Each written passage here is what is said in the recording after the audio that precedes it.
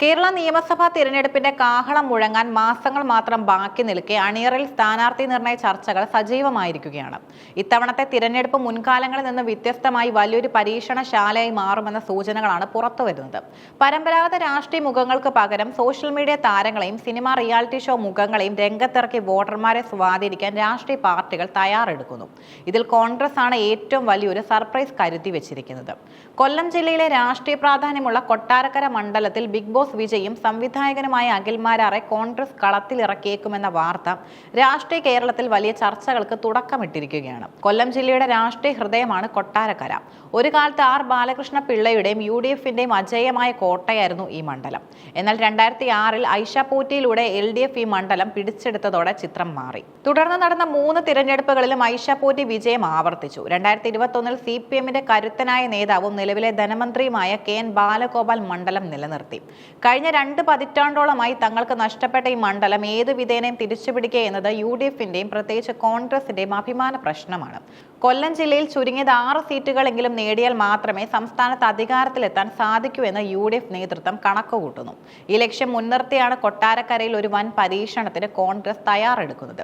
Big Boss Malayalam season 5-ലെ വിജയി എന്ന നിലയിൽ കേരളത്തിൽ ഉടനീളം പ്രത്യേകിച്ച് യുവാക്കൾക്കിടയിൽ വലിയ സ്വീകാര്യതയുള്ള വ്യക്തിയാണ് അഖിൽ മാരാർ. സിനിമാ സംവിധായകൻ എന്ന നിലയിൽ അറിയപ്പെടുന്ന അഖിൽ ബിഗ് ബോസിലൂടെയാണ് ഒരു ജനകീയ മുഖമായി മാറിയത്. അഖിൽ മാരാരെ പരിഗണിക്കാൻ കോൺഗ്രസിനെ പ്രേരിപ്പിക്കുന്ന ഘടകങ്ങളും നിരവധിയാണ്. പൊതുവിഷയങ്ങളിലും രാഷ്ട്രീയ കാര്യങ്ങളിലും വ്യക്തമായ നിലപാടും അത് തുറന്നു പറയാനുള്ള ധൈര്യവും അഖിൽ മാരാറുടെ പ്രത്യേകതയാണ്. സോഷ്യൽ മീഡിയയിൽ അദ്ദേഹത്തിന് ലക്ഷക്കണക്കിന് ആരാധകരുമുണ്ട്.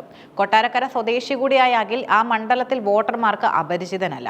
ഒരു പ്രാദേശിക നേതാവിന് ലഭിക്കുന്നതിനേക്കാൾ വലിയ സ്വീകാര്യത ഒരു സെലിബ്രിറ്റി എന്ന നിലയിൽ അദ്ദേഹത്തിന് ലഭിക്കുമെന്നും പാർട്ടി കരുതുന്നു. കഴിഞ്ഞ കുറച്ചു കാലമായി കോൺഗ്രസിന്റെയും പോഷക സംഘടനകളുടെയും വേദികളിൽ അഖിൽ മാരാർ സ്ഥിര സാന്നിധ്യമാണ്. ഭരണവിരുദ്ധ വികാരം വോട്ടാക്കി മാറ്റാൻ അദ്ദേഹത്തിന്റെ വാക്കുകൾക്ക് സാധിക്കുമെന്ന് നേതൃത്വം വിശ്വസിക്കുന്നു. കൊട്ടാരക്കരയിൽ അഖിൽ മാരാർക്ക് നേരിടേണ്ടി വരിക LDFന്റെ ഏറ്റവും ജനപ്രീതിയുള്ള നേതാക്കളിൽ ഒരാളായ KN ബാലഗോപാലിനെ ആയിരിക്കും. ധനമന്ത്രി എന്ന നിലയിൽ അദ്ദേഹം മണ്ഡലത്തിൽ നടപ്പാക്കിയ വികസന പ്രവർത്തനങ്ങളും സൗമ്യമായ നേതാവ് എന്ന പ്രതിച്ഛായയും LDFന് വലിയ കരുത്താണ്. എങ്കിലും കഴിഞ്ഞ തദ്ദേശ തിരഞ്ഞെടുപ്പിൽ കൊട്ടാരക്കര മണ്ഡലം പരിധിയിൽ LDFന് നേരിട്ട വോട്ട് ചോർച്ച കോൺഗ്രസിന് പ്രതീക്ഷ നൽകുന്നു.